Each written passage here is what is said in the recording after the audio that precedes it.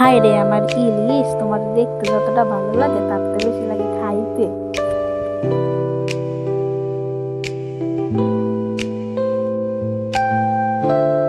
Hello viewers, আমার একটি নতুন ভিডিওতে তোমাদের অনেক অনেক ভালোবাসা।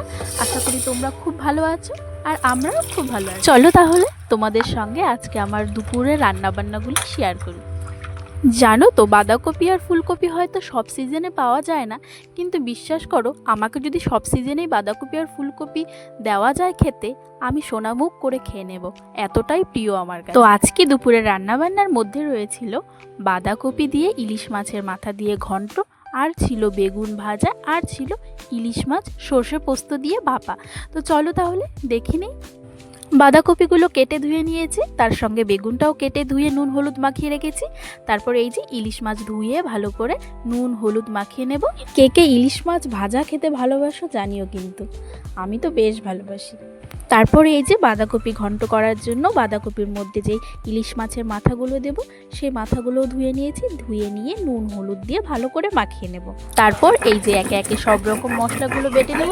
মশলার মধ্যে নিয়ে নিয়েছি কিছুটা জিরে, কিছুটা আদা, কিছুটা সর্ষে পোস্ত বাটা, আর কিছুটা কাঁচা লঙ্কা পাকা লঙ্কা বাটা। তো চলো, এই যে প্রথমেই জিরে বেটে নিয়েছি।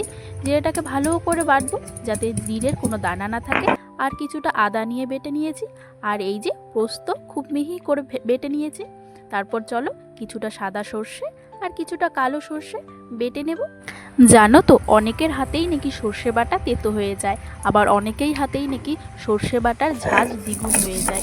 এই যে সর্ষে বাটার মধ্যে কিছুটা যদি একটা কাঁচা লঙ্কা আর কিছুটা নুন দিয়ে যদি বাটা যায়, আশা করি তেতো হবে না। তো চলো, এই যে সর্ষেটা বেটে নিই।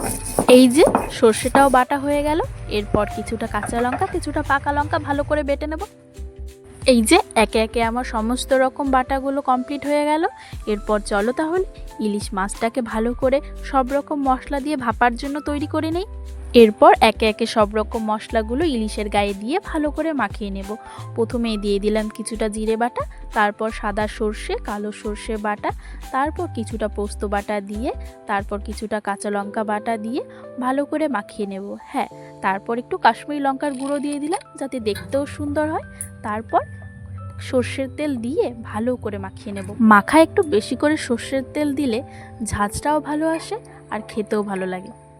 তারপর এই যে সব রকম মশলাগুলো দিয়ে ইলিশের গায়ে হাত বুলিয়ে বুলিয়ে ভালো করে মাখিয়ে নেব। বাঙালির হয়তো প্রতিটা মানুষের কাছেই ইলিশ মাছ প্রিয়, কিন্তু খুব কম সংখ্যক মানুষ রয়েছে যারা ইলিশ মাছ পছন্দ করে না। তাদের বলবো অন্তত একবার হলেও ট্রাই করে দেখো কতটা সুস্বাদ এই মাছের। আমার বরের এতটাই প্রিয় এই মাছ, প্রতিদিন কেন, যদি সারা জীবন তাকে এই মাছ খাওয়ানো যায় তাতেও না নেই। ইচ্ছে ছিল ভাপা করার, কিন্তু যাই হোক, ঝোলের জন্য একটু গামাখা করেই ঝোলটা রাখবো। তো চলো,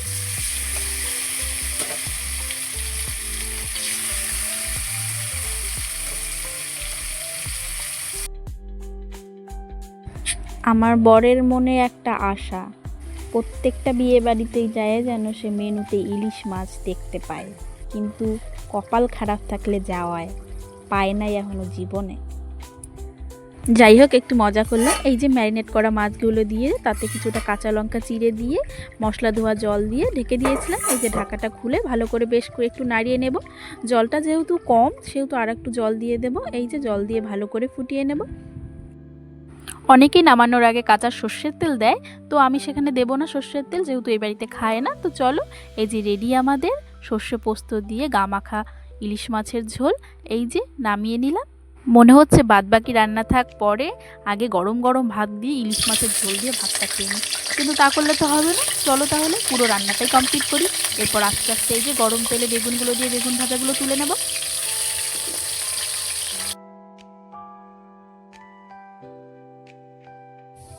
তাড়াতাড়ি করে বাঁধাকপির ঘন্টটাও করে নিই।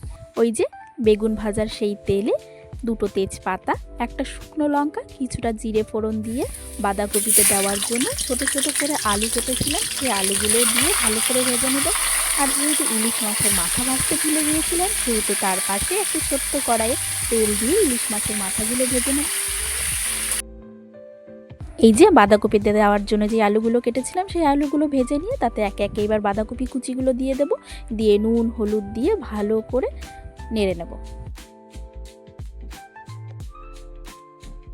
বাঁধাকপিতে মশলার মধ্যে তেমন কিছুই না, কিছুটা জিরে, কাঁচা লঙ্কা আর আদা বাটা দিয়ে ভালো করে কষিয়ে নেব।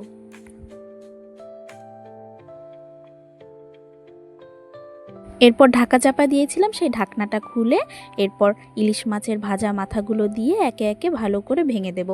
এই তো ইলিশ মাছের মাথা দিয়ে দিলাম। নামানোর আগে সামান্য চিনি আর গরম মশলার গুঁড়ো দিয়ে নামিয়ে নেব।